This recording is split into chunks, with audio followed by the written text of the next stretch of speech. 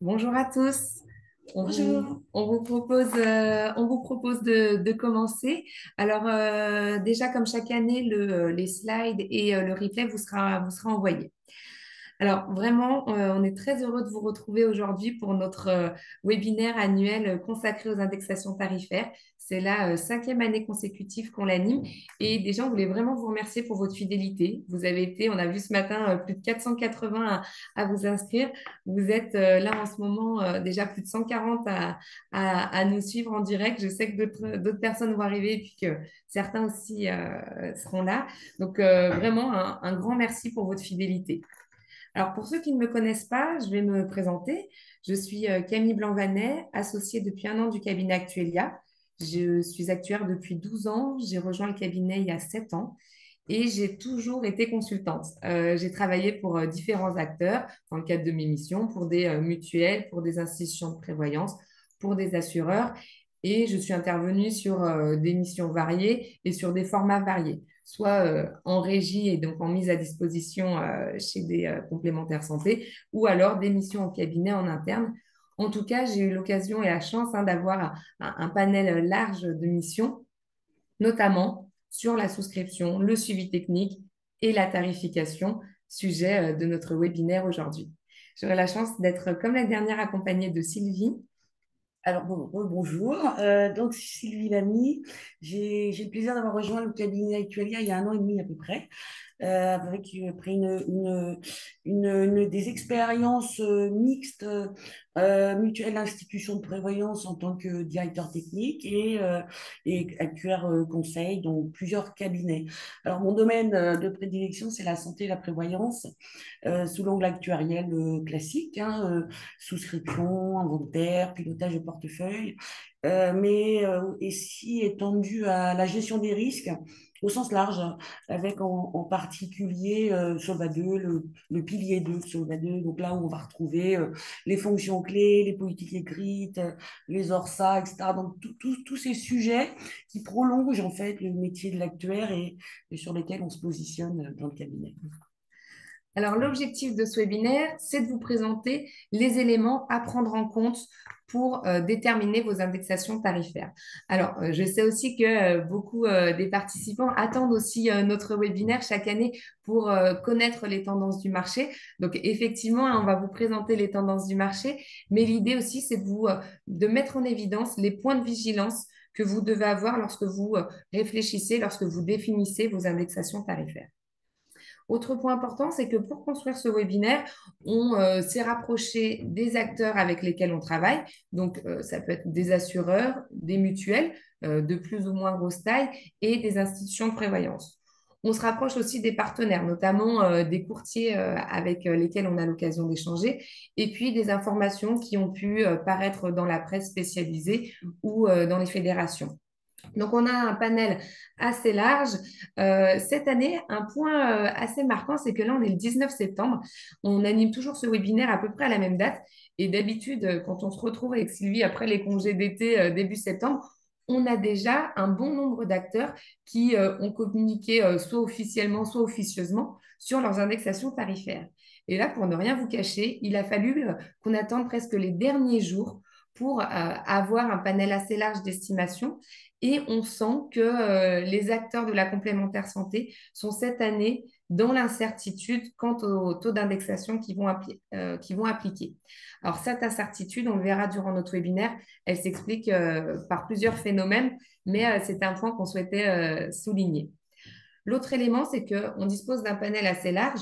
Pour autant, au sein de votre structure, ben, peut-être que la spécificité de votre profil de vos adhérents, la spécificité de votre localisation géographique, la part du régime local font que les études, les résultats qu'on va présenter peuvent être finalement un peu éloignés de ce que vous observez sur votre portefeuille.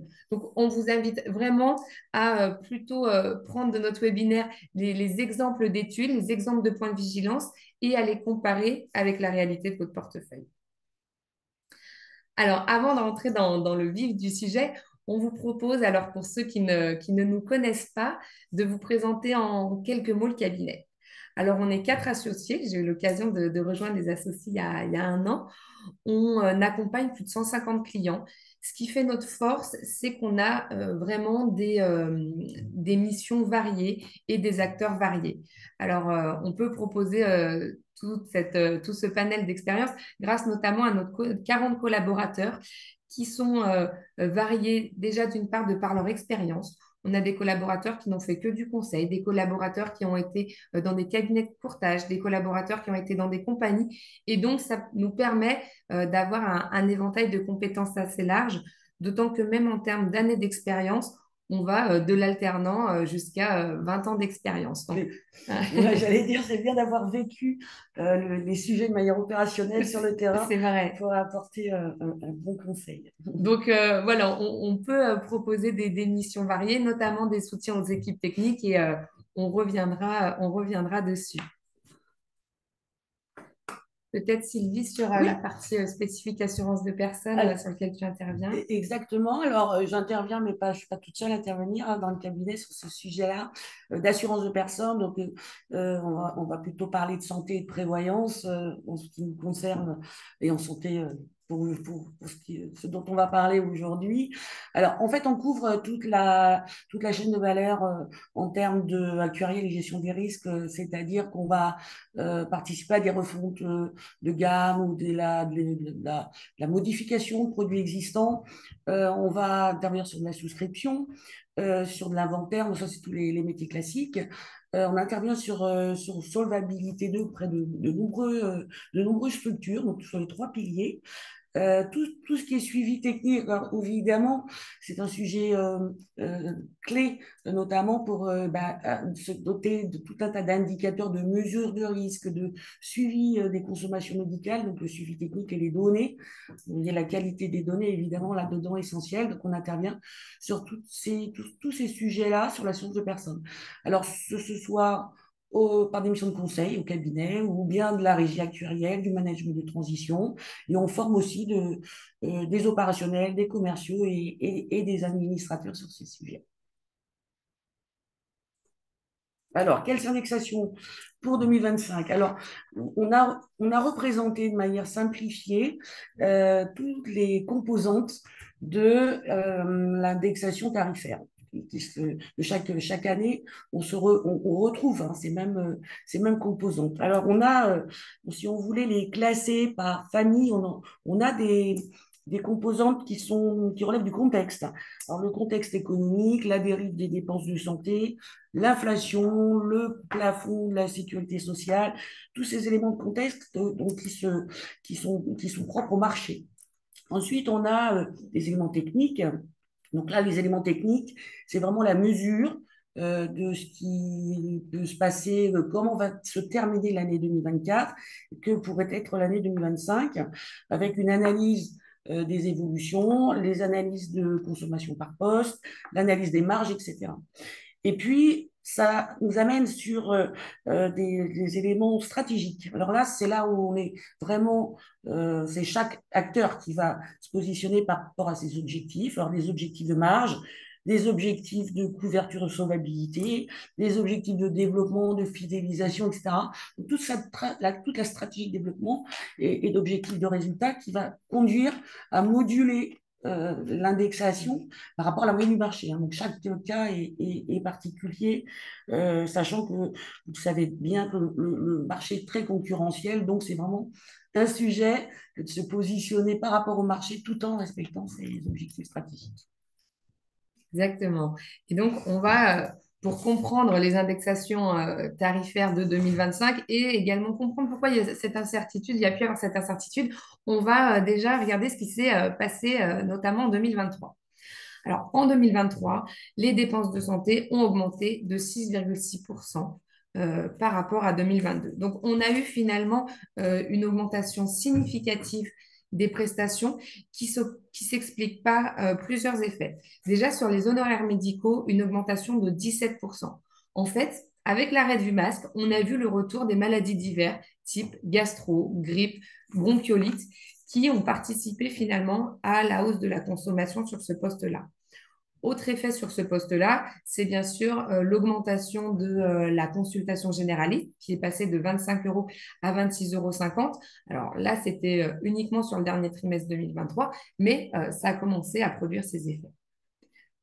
Deuxième impact sur les soins dentaires, avec des soins dentaires toujours élevés, notamment là aussi liés à une mesure gouvernementale et l'augmentation du ticket modérateur sur la fin d'année 2023 qui est passé de 30 à 40%. Donc 10 points de plus finalement à la charge des complémentaires santé. Et là aussi, bah, ça a produit déjà ses effets dès la fin 2023. On a aussi observé une augmentation en optique.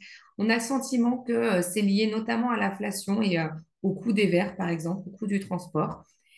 Et puis, dernier point significatif sur la hausse de la consommation en 2023, c'est l'augmentation des médecines douces. On y reviendra parce que on sent qu'on va avoir le même phénomène sur 2024 et sur 2025, mais le post-médecine douce augmente, notamment avec l'augmentation importante des psychologues. Il y a notamment eu un dispositif, Mon soutien psy, qui a été mis en place. Donc, moi, finalement, j'ai envie de dire que c'est une bonne chose, hein, finalement, ce plus 10%, si c'est lié à la consultation de psychologue, parce que la santé mentale est un enjeu fort aujourd'hui et un enjeu de préoccupation. Finalement, donc, ces hausses-là ont conduit au global, on observe une augmentation de 6,5% en 2023. Sauf que pour rappel, en 2023, en moyenne, les complémentaires santé ont augmenté leur tarif de 4,7%. Et donc, on avait déjà cette vision hein, il y a un an. Il y a un an, vous avez déjà dit, bah, vous avez augmenté de 4,7% cette année, sauf que la dérive des dépenses de santé nous semble supérieure. Et effectivement, hein, les résultats techniques de 2023 ont été dégradés, voire souvent déficitaires. Et ça a eu un impact sur les indexations tarifaires de 2024. Alors justement, si on regarde ce qu'il est en train de se passer sur 2024, alors, on va prendre la partie facile, j'ai envie de dire la partie qu'on connaît avec certitude, c'est l'augmentation de vos tarifs en 2024. En moyenne, on observe que les complémentaires santé ont augmenté de 8,1%. Alors, 7,3 pour l'individuel et 9,9 pour le collectif obligatoire. Donc, on avait en 2024 des indexations tarifaires soutenues et j'ai même envie de dire très soutenues, même par rapport à ce qu'il y avait pu avoir dans le passé. Alors là aussi, il y a un an, hein, on avait cette vision que les indexations tarifaires allaient être élevées parce que pour rappel, on vous a mis ce qu'on vous avait préconisé, en tout cas ce qu'on avait communiqué l'année dernière.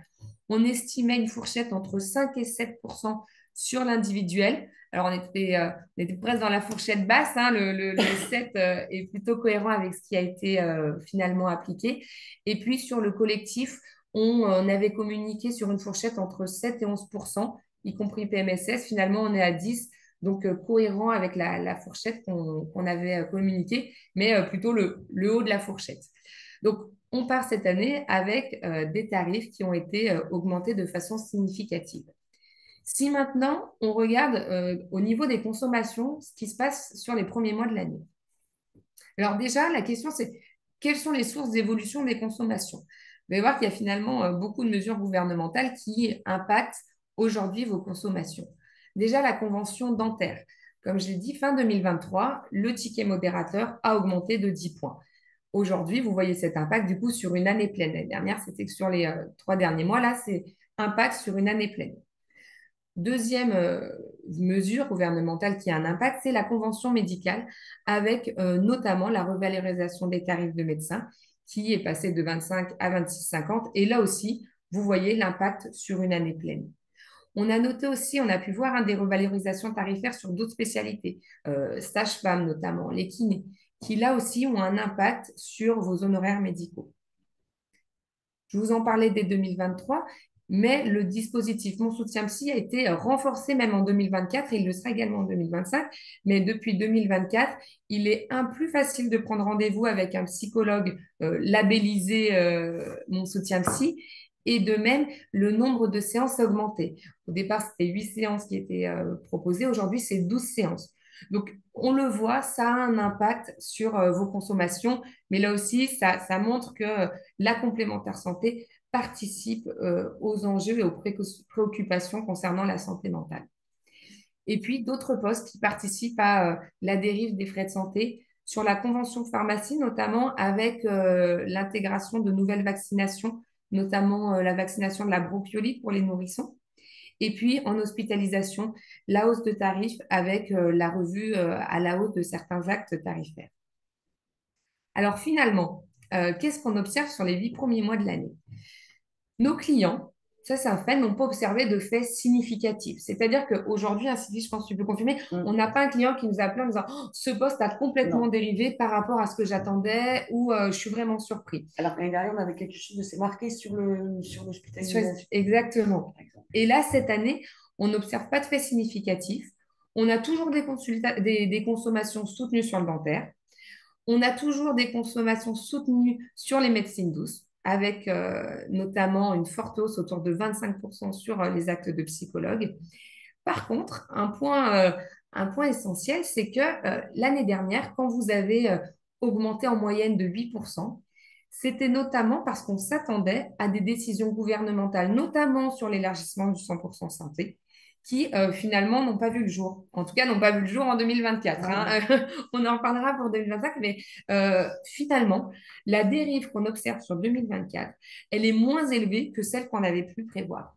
Et donc, on a une dérive qui aujourd'hui est plutôt entre 5 et 6 alors qu'on s'attendait à une dérive plus élevée. Et donc, finalement, les indexations tarifaires de 8 moyenne permettent à la majorité des acteurs avec qui on travaille d'espérer des résultats excédentaires pour 2024. Donc, aujourd'hui, c'est le constat qu'on peut vous dire. La dérive des frais de santé en 2024 semble inférieure aux indexations tarifaires proposées et donc les résultats prévisionnels de 2024 semblent être excédentaires. Et donc, finalement, j'ai envie de dire presque ce décalage entre la dérive et les indexations observées sur 2024 participe à l'incertitude qu'on peut mm. avoir quant aux indexations tarifaires qu'on souhaitera pratiquer pour 2025. Alors, on aime bien, alors à la fois aussi pour se rassurer et puis pour voir ce qui se passe sur le régime général, mais observer ce qu'ils observent en termes de eux aussi de tendance d'évolution des prestations. On a été rassurés parce que sur la période de janvier à juin, donc sur le premier semestre, ils observent une augmentation des prestations de 5,4%. Donc finalement, assez cohérent avec nous, notre fourchette de 5 à 6% sur la complémentaire santé. Donc voilà ce qu'on peut vous dire pour 2024. Alors, troisième question, c'est celle qui vous intéresse aujourd'hui, c'est que va-t-il se passer en 2025? Donc, peut-être reformuler cette question sous la forme que pourrait-il se passer en C'est vrai. 2025? Parce qu'on ne peut pas tout chiffrer, vous l'avez tous noté, on a beaucoup d'incertitudes. Alors, il y a des choses qu'on connaît, qu'on peut chiffrer, puis d'autres qu'on imagine pouvoir se produire. Et dans ce cas-là, comme ça, en actuariat, on a combien ça peut coûter, mais quel est le risque que ça se produise, surtout un tas de nouvelles mesures ou des transferts de charges qui pourraient apparaître. C'est très difficile de savoir ce qui pourrait se passer. Alors, on va détailler un petit peu ces mesures, celles qui sont connues aujourd'hui, celles qui pourraient encore évoluer, des annonces, des réflexions en cours. Donc, on vous a fait une petite liste, pas forcément exhaustive, hein, de ce qui est, hein, de mesures qui sont soit dans la continuité de ce qui a déjà été lancé, soit des nouvelles mesures. Alors, pour reprendre la convention médicale, là, on a une évolution du prix de la consultation du médecin à 30 euros. Donc, on aura un impact pour les complémentaires, enfin, déjà pour l'assurance maladie, mais aussi pour la complémentaire sur la partie du ticket modérateur qui est prise en charge par les organismes complémentaires, mais aussi sur les dépassements, puisque généralement les garanties sont exprimées en pourcentage de la base de remboursement qui, elle, augmente.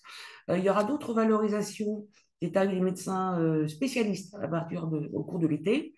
Il y a la convention dentaire qui se poursuit, hein, donc c'est une convention qui s'étale sur plusieurs années. Donc là, l'a dit Camille, il y a déjà des premiers effets qui apparaissent sur 2023, beaucoup plus sur 2024 en année pleine. Et puis, ça se poursuit en 2025 avec notamment des actions de prévention visant essentiellement les plus jeunes. Il y a la convention de pharmacie toujours, il y a les conventions avec des masseurs kinésithérapeutes, donc il y a beaucoup de spécialistes et beaucoup de postes qui finalement sont impactés. Et dans l'autre sens, il y a une baisse actée sur les tarifs en biologie. Alors là, ça se passe aujourd'hui un petit peu moins bien avec les laboratoires qui finalement ne se satisfont pas de cette baisse et même se mettent en grève à partir de demain pour certains. Alors, après, c'est pas, c'est habituel hein, concernant le projet de loi de financement de la sécurité sociale. À cette époque de l'année, on ne la connaît pas. Mais aujourd'hui, elle tarde un petit peu disons qu'on n'arrive pas bien à percevoir ce qu'elle pourrait contenir. On a bien quelques effets d'annonce, mais c'est très difficile de cerner ce qu'elle pourrait contenir. Alors, il y a évidemment un contexte de déficit budgétaire que vous connaissez tous. Donc, bon, tout ça, aujourd'hui, la loi de financement de la sécurité sociale, c'est difficile d'en cerner le contenu. Donc, il y a toujours la poursuite de l'impact du dispositif Mon soutien psy. Il y a aussi, et comme l'année dernière, un petit peu finalement, l'incertitude sur le contrat responsable. On a parlé de fauteuils roulants, prothèses capillaires. Bon, on n'a pas eu ça n'a pas été mis en place. Est-ce que ce sera mis en place en 2025? C'est toujours la même question finalement. Et il y a des discussions sur les prises en charge des pathologies et des ALD par l'assurance maladie. Et là, ça pourrait avoir de fortes conséquences sur les complémentaires si la sécurité sociale venait à se désengager sur cette partie-là. Euh, il y a aussi, ça c'est pas, c'est toujours la continuité de l'année dernière, la réforme des retraites. Donc on verra tout à l'heure comment on peut chiffrer l'impact que ça peut avoir. Donc finalement, on est sur un risque. On est sur, pour partie, hein, sur des mesures actées, des mesures, des annonces, et on a une forte exposition. Alors là, en termes de gestion des risques, je pense que le risque réglementaire, enfin, nous pouvons pas le penser, le risque réglementaire est quand même le risque majeur en assurance santé, c'est ce qu'on vit aujourd'hui. Et peut-être pour compléter, comme le disait Sylvie, il y a des évolutions, enfin, il y a des éléments qui sont actés, notamment l'évolution du prix de la consultation médecin à 30 euros. Ça, c'est des choses dont vous pouvez mesurer l'impact à partir de vos portefeuilles. On a pu le faire nous, pour différents clients. On est autour de 0,8 à 1 point, mais n'hésitez pas à partir de votre base de prestations observée sur 2023-2024, c'est bien de le faire sur 2 ans, bah, de voir l'impact sur vos prestations si la consultation avait été à 30 euros. Alors, la hausse du plafond mensuel de la sécurité sociale, pourquoi il nous intéresse, c'est que essentiellement sur l'assurance collective, les cotisations sont exprimées en pourcentage de la sécurité sociale. Ça veut dire que dès lors que ce plafond augmente, ben, mécaniquement, la cotisation va augmenter. Alors, ça peut suffire, ça dépend des années, ça pourrait suffire. Là, pour rappel, en 2024, le plafond a augmenté de 5,4%. Donc, c'est déjà une belle augmentation. Ça pourrait suffire à couvrir la dérive dont on a déjà un petit peu revu la fourchette d'évolution. Maintenant, cette année, on estime, alors oui, on est encore dans une estimation, on estime qu'il va évoluer de 1,5%. Alors, s'il n'évolue que de 1,5%, ça veut dire qu'il faut faire un effort supplémentaire pour que, et facialement, la cotisation, le pourcentage du plafond de la sécurité sociale va augmenter. Donc, c'est un élément, hein, quand on est en pourcentage du PMSS, c'est un élément qu'il faut prendre en compte parce que l'entreprise, elle va constater l'évolution globale de sa cotisation. Et donc, il faut arriver à le décomposer par évolution PMSS, par évolution des autres, de la dérive et de la part du rééquilibrage. Alors, il faut savoir aussi qu'il y a quelques postes dans les grilles de garantie qui peuvent être exprimés en pourcentage du PMSS. Alors là, attention, puisque quand il augmente, les garanties de fait augmentent avec. Donc, sur la réforme des retraites, alors déjà l'année dernière, il y avait eu une prise en compte, hein, légère certes, mais une prise en compte de l'effet que pouvait avoir la réforme des retraites. Alors, sur les contrats collectifs, on a identifié deux effets. Le premier effet, c'est que le groupe maintenir des salariés dans l'emploi entre 62 et 64 ans va faire vieillir le groupe de la population active. Et comme les dépenses de santé sont directement liées à l'âge des personnes couvertes, eh bien, on aura, et d'ailleurs cet âge, on le prend en compte hein, dans la tarification, on aura probablement une hausse des dépenses de santé. Donc un effet progressif de vieillissement des groupes de salariés. Et puis, il y a aussi l'effet de la portabilité. Donc, vous savez que c'est les actifs qui financent le maintien de la garantie à titre gratuit, notamment aux personnes privées d'emploi. Il se peut aussi, malheureusement que le passage de la retraite de 62 à 64 ans conduise à ce qu'il y ait davantage, par exemple, de ruptures conventionnelles pour cause de pénibilité, par exemple, et que finalement, le nombre de personnes qui vont sortir de l'entreprise pour cause de perte d'emploi va augmenter. Et donc, il va falloir faire un petit effort de plus au niveau des actifs pour financer le maintien des garanties à titre gratuit. Voilà. Donc, c'est aussi un effet parmi tous les autres effets hein, qu'il faut avoir en tête sur l'assurance collective. Alors, juste pour citer un petit chiffre, on est autour de 0,5% là. Enfin, c'est ce que nous remontent les acteurs qui se sont penchés sur la question. Ils rajoutent 0,5% dans leur indexation pour ça. Donc, les enjeux pour les indexations des complémentaires 2025. Donc, on a les constats qui constituent la première cause d'indexation, hein, poursuite des dérives de santé, de la dérive des dépenses de santé. Pardon. Là, on est dans une dérive structurelle des dépenses de santé. Alors, elle dérive, mais il faut peut-être moduler ça, enfin, elle dérive, mais pas forcément dans le sens de l'augmentation. Ce qu'on veut dire par là, c'est que parfois, sur des entités qui sont implantées de manière très localement, on peut avoir l'impact des déserts médicaux qui fait que, et ça, on l'a observé sur certaines mutuelles, qui ont observé certaines années des baisses des dépenses de santé. Parce qu'en fait, les délais pour avoir un rendez-vous chez un professionnel de santé sont allongés. Donc, ce n'est pas forcément dans le sens. Bon, globalement, c'est dans le sens d'une augmentation, mais il peut y avoir des exceptions. On est dans un contexte aussi où les augmentations, vous la rappelez, ont été soutenues au cours de ces dernières années. Alors, sur déjà des bases de niveau de cotisation qui sont élevés pour de la santé, ça représente des budgets importants pour tant en individu qu'en collectif. Alors, et là, en plus, on est dans une tendance à l'augmentation régulière et annuelle de ces tarifs. Donc, ça conduit tout ça a des budgets importants à consacrer à sa santé dans un contexte inflationniste et dans une crise du pouvoir d'achat. Donc, on peut s'interroger là légitimement sur est-ce que c'est encore tenable en fait d'augmenter à nouveau des cotisations de santé alors qu'elles sont déjà très hautes et qu'on sait que le marché et que les Français souffrent par rapport à ces niveaux de tarifs. Alors après, il y a tout le contexte gouvernemental que vous connaissez bien, donc avec un déficit budgétaire, avec un déficit de l'assurance maladie, avec un gel des décisions gouvernementales et du coup, on peut s'attendre hein, à ce qu'il y ait des transferts de charges ou des remboursements dans le but hein, de réduire ces déficits-là. Donc tout ça fait qu'il y a certainement un risque accru de résiliation dans vos portefeuilles ou un risque de renoncement à une couverture santé. Alors là, on peut ouvrir aussi la réflexion sur le devenir du contrat responsable. Et en la matière, on entend de plus en plus d'acteurs qui se sont déjà positionnés là-dessus, soit envisagent de développer des contrats non responsables. Alors, c'est contradictoire par rapport à la philosophie du contrat responsable, mais pourtant, pour réduire les cotisations, il y a une recherche de revoir les garanties essentielles, type hospitalisation, pour réduire les niveaux tarifaires.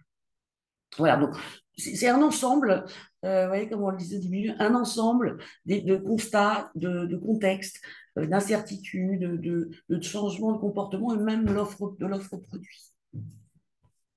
En tout cas, malgré toutes ces incertitudes, on a le sentiment hein, que les augmentations de 2025 seront toujours soutenues, alors Oui. moins que 2024, Oui, mais quand même soutenues. On le verra tout de suite après dans la conclusion.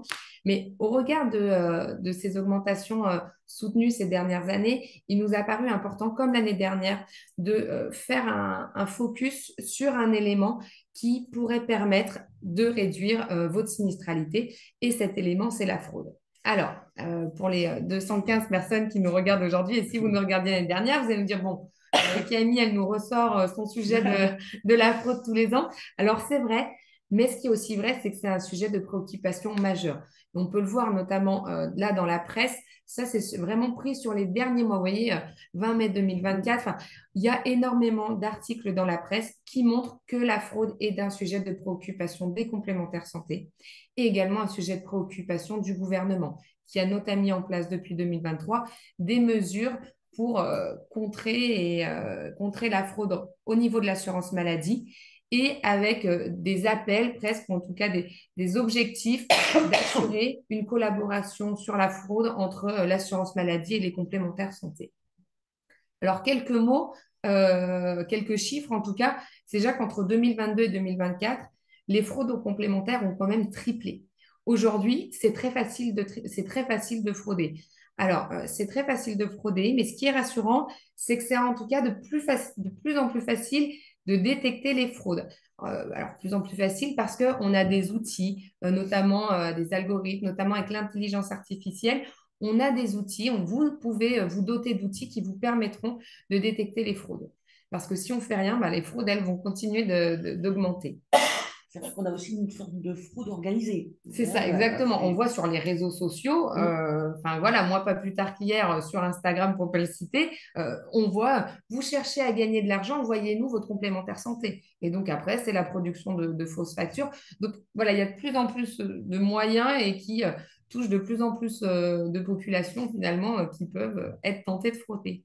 Parce que si 71% des sommes détournées le sont par des professionnels de santé, ça veut aussi dire que quasiment 30% des sommes sont faites par des assurés, donc sont détournées par des assurés. Et donc, les leviers que vous allez mettre en place pour détecter la fraude, elles doivent bien avoir en tête qu'il y a la fraude des professionnels de santé et la fraude des assurés et qui doit être traitée de manière distincte. Et même des mixtes, c'est-à-dire le professionnel de santé se met d'accord avec quelqu'un qui Exactement, avec connaît. quelqu'un. Donc voilà, de plus en plus d'idées sur les manières de frauder. En tout cas, c'est un sujet au sein du gouvernement qui a notamment réussi à détecter 466 millions de fraudes sur l'assurance maladie, qui a notamment déconventionné 21 centres de santé. Donc, on voit que c'est un sujet qui est pris à cœur et par l'assurance maladie et par les complémentaires santé. Et c'est d'ailleurs pour ça qu'on en reparle cette année, parce que l'année dernière, suite à ce webinaire, j'ai plusieurs mutuelles qui m'ont appelé pour me dire, bon, bah, effectivement, c'est un sujet et qu'ils l'ont intégré soit au niveau de leur service de la performance, soit au niveau de leur service de contrôle interne. Mais on est contente avec Sylvie quand on présente un sujet et qu'on voit qu'effectivement, ça a un impact chez les acteurs avec qui on travaille. Alors, au début, je ne vous cache pas, vous n'allez pas récupérer tout de suite 1 point, 2 points, 3 points de P sur C, parce qu'il va falloir mettre en place des process. Alors, on vous a donné quelques conseils ici. Nous, on n'est pas spécialiste de la mise en place du process, mais on parle avec beaucoup d'acteurs et on voit les techniques qui peuvent marcher. Et puis, on a aussi des partenaires. Donc, si aujourd'hui, vous n'avez rien mis en place ou si vous souhaitez améliorer vos process, vous pouvez nous contacter. On pourra vous mettre en lien avec des partenaires qui travaillent sur le sujet. En tout cas, ce qu'on conseille, c'est de dédier une personne ou une équipe à ce sujet. Alors là, la question, c'est oui, mais est-ce que le montant des fraudes détectées va permettre de rentabiliser finalement ma masse salariale? Alors, comme je disais, ce ne sera peut-être pas oui la première année, mais après, je peux vous assurer que oui. Là, les mutuelles qui l'ont mis en place gagnent presque 1 point entre 0,5 et 1 point de P sur C. Et dans un contexte qui, comme le disait Sylvie, est très inflationniste en termes de cotisation, ce sera à terme pas tenable. Et donc, il y a des leviers qui permettent de finalement limiter votre sinistralité autre que les indexations tarifaires et il faut s'en saisir parce que la majorité du marché va s'en saisir. Donc, dédier un service, dédier une personne selon la taille de votre structure.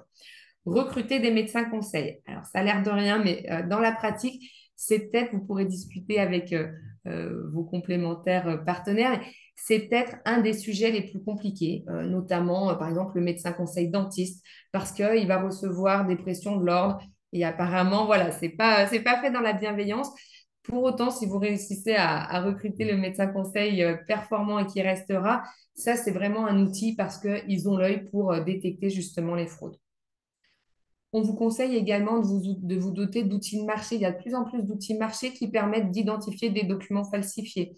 Je l'ai mis en troisième également, c'est des outils qui intègrent des algorithmes de contrôle des prestations. Donc là aussi, avec des systèmes d'algorithmes, à partir de votre base de données, vous pourrez en ressortir des suspections de fraude. De réaliser aussi au sein de votre territoire une liste de surveillance des professionnels de santé ou d'assurés suspicieux. Là, c'est plutôt des éléments où on est dans une fois que la fraude est survenue, on la détecte. Il y a un autre élément, à mon avis, à mettre en place au niveau de votre structure, c'est des processus de dissuasion de fraude pour dissuader les assurés ou les professionnels de santé de frauder. Et donc là, ça permettrait d'éviter de payer des sommes à tort. Alors, ces processus de dissuasion, c'est notamment la demande de documents complémentaires, la pose de questions. Donc, qui permettent, on essaye en tout cas au maximum de dissuader des fraudes.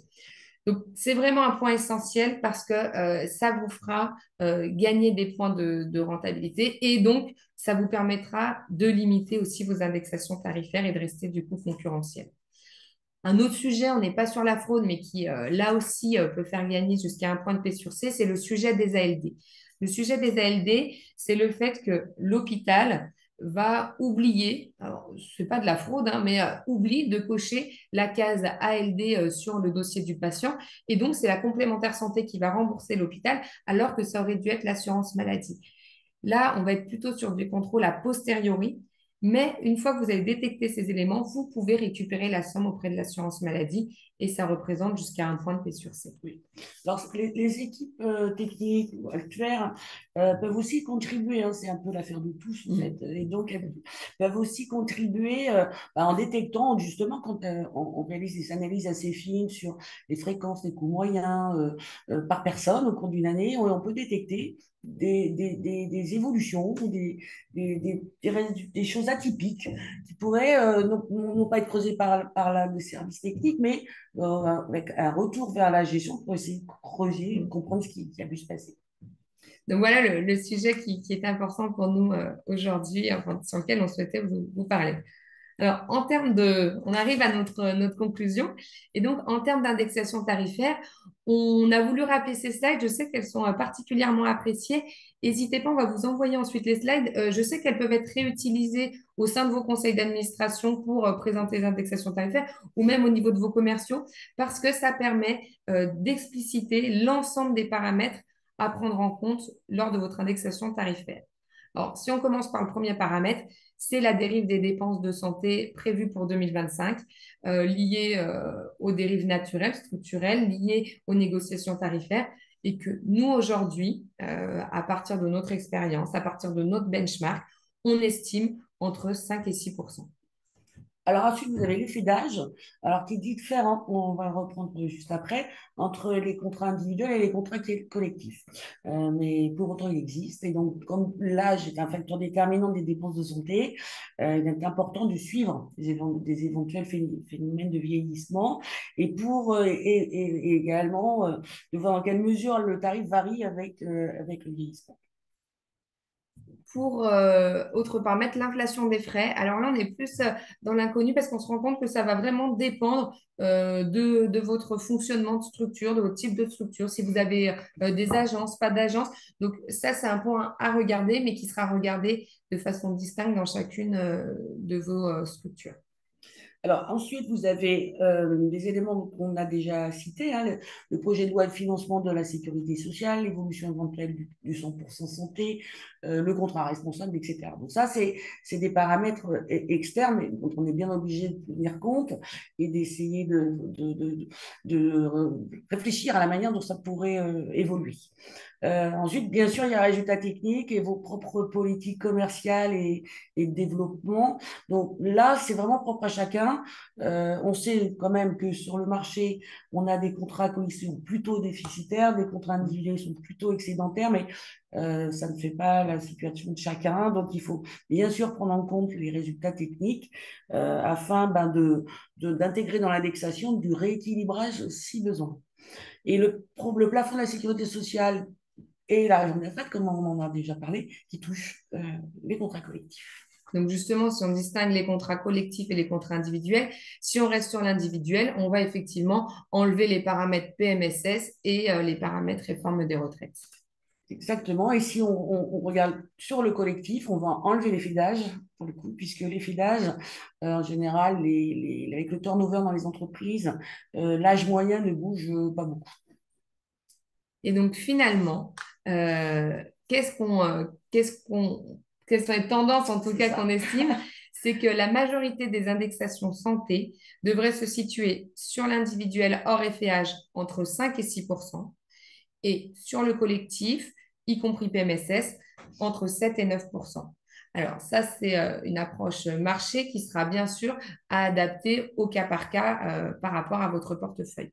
Mais voilà, hein, d'après notre panel qui est assez large, les estimations d'indexation tarifaire pour l'année prochaine. Voilà. Alors, le hors FEDER est important pour C'est l'individuel quand même, vrai. parce que le 5 à 6 est vu, c'est la composante d'indexation liée à la dérive aux évolutions réglementaires, mais vu de l'assuré, par contre, il va avoir beaucoup plus que ça, puisque généralement les tarifs augmentent de l'ordre de 2,5% par année supplémentaire.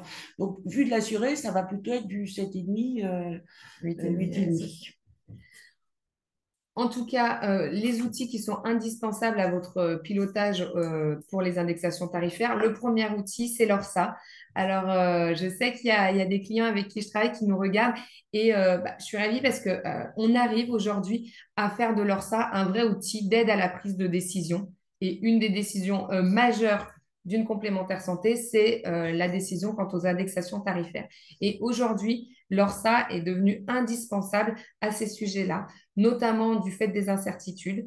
Et donc, l'ORSA vous permet de mettre des paramètres différents en termes de dérive, de tester des paramètres différents en termes d'indexation tarifaire et de voir le résultat prévisionnel et d'adapter aux besoins. Donc, vraiment, moi, je vous conseille de réaliser les ORSA de façon parallèle à vos indexations tarifaires en termes de calendrier. Ça permet aussi, du coup, on parlait d'incertitude, Mm.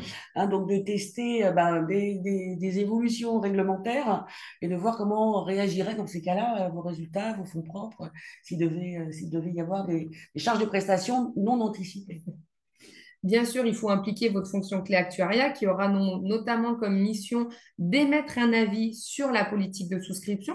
Qu'est-ce que ça veut dire? Ça veut dire que la fonction clé actuariat va donner un éclairage au conseil d'administration, aux dirigeants effectifs pour dire bah, la cotisation, l'indexation tarifaire que vous avez votée, elle est cohérente avec le P sur cessible que vous souhaitez, ou alors à l'inverse, elle n'est pas cohérente avec le P sur cessible. Donc, il faut bien sûr qu'elle soit impliquée pour vous donner son avis quant à la cohérence entre les indexations tarifaires et la politique de souscription. Un outil essentiel et plus qu'aux indexations tarifaires, vraiment au pilotage tout au long de l'année, c'est le suivi technique. C'est-à-dire qu'il faut presque, alors je ne dirais pas à tout moment parce qu'il ne faut pas que ce soit chronophage, mais que 2, 3, 4 fois dans l'année, vous puissiez avoir la vision projetée de vos cotisations et la vision projetée de vos prestations par gamme. Et puis, on l'a ajouté, je crois, cette année. Je ne crois pas que c'était sur le site l'année dernière. Maintenant, un outil, c'est il faut se doter d'un outil de lutte contre la fraude parce que ceux qui ne le feront pas pénaliseront plus finalement leurs adhérents parce que devront appuyer plus fort sur le bouton rouge des indexations tarifaires. Donc, c'est essentiel de mettre en place des process de lutte contre la fraude. Et puis enfin, on voulait profiter de ce webinaire aussi pour vous présenter notre équipe de souscription. Voilà. Alors, dans le prolongement de ce qu'on s'est dit, on parle d'indexation, mais c'est dans le prolongement direct de la souscription. C'est évident que quand on a besoin de rééquilibrer un portefeuille, il faut peut-être aussi revenir à ce qui s'est passé au moment de la souscription et au niveau tarifaire qui ont été pratiqués. Alors, on voulait vous parler de notre équipe rapidement, de notre équipe de souscripteurs. En fait, on a développé une équipe dédiée à la souscription, essentiellement sur le collectif. Donc, on va faire la tarification technique, la tarification sur compte de résultats, c'est-à-dire que nos souscripteurs savent évidemment lire et analyser un compte de résultats, tout en utilisant les règles de souscription du client, avec une équipe combinée, c'est-à-dire un consultant et une supervision d'un manager, avec un dispositif de contrôle, avec vraiment un souci de traçabilité, de transparence vis-à-vis de nos clients. Alors, on travaille à distance, on travaille avec les outils du client, ou bien on travaille directement sur site dans les groupes de souscripteurs. Alors, voilà, on voulait vous en faire part, parce qu'on a énormément de demandes et on voit bien que en période de surcharge, on peut nous contacter pour justement nous confier une partie de la souscription. Voilà, donc n'hésitez pas à me contacter, on a une petite plaquette qui vous présente notre façon de travailler. Voilà, n'hésitez pas voilà, à nous écrire si vous voulez recevoir la plaquette. Voilà pour la présentation de ce matin. Je ne l'ai pas dit au début, mais normalement, vous savez, il y a des questions, il y a un site de questions-réponses. Si vous avez des questions, je vais regarder tout de suite. Donc, dans la barre, vous avez des petites questions. Alors, une première question, un Ah stock non oui. responsable aura des impacts sur les exonérations fiscales et Ah sociales. bah oui. Alors, effectivement, aujourd'hui, le contrat responsable est taxé, enfin, le contrat non responsable est taxé à 20,27 contre 13,27 pour un contrat responsable. Mais à mon avis, ça va être un sujet qui va être remonté par les différentes fédérations, que ce soit la FNMF, la FFA ou le CETIP, pour trouver finalement un contrat non responsable mais raisonnable ou un contrat responsable raisonnable qui aurait une taxe allégée, une fiscalité allégée. Alors, il y a aussi le fait que là, on vise peut-être un peu plus l'individuel. Oui, Parce que évidemment, sur le ouais, collectif, il faut que le contrat soit responsable pour qu'il ait droit aux exonérations fiscales et sociales. Donc, effectivement, les réflexions, là, ça contraint un petit peu quand même les entreprises à prendre du responsable. Donc, on est peut-être un peu plus sur de l'individuel, sur ce sujet. je reprends aussi les questions dans le chat. Est-ce que la dérive de 5 et 6 en 2024, c'est aussi bien en individuel qu'en collectif? Oui, c'est la même dérive qu'on observe. Par contre, les indexations tarifaires, elles seront différentes parce que, comme l'a dit Sylvie, sur le collectif, on est plutôt dans une optique de redressement de portefeuille, alors que sur l'individuel, on a plutôt Mhm. des contrats équilibrés. Il y a peut-être un mouvement d'ailleurs sur le collectif, un rééquilibrage quand même. On sait que c'est un marché qui est plutôt déficitaire, mais on entend des très grosses augmentations sur les portefeuilles collectifs aujourd'hui. Mm. Donc les assureurs n'hésitent plus à augmenter fortement pour équilibrer leur marge. Mm. Mais en termes de consommation, même si les postes peuvent être un peu différents, la dérive globale qu'on C'est soit la finalement même. sur un contrat individuel ou collectif est la même.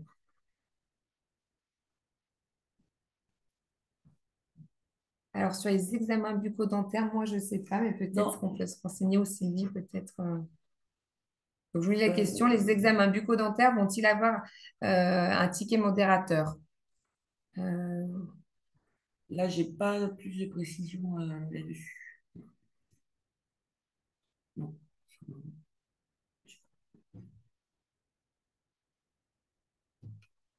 ça, je reprends. Là, je ne vois pas d'autres questions. Non.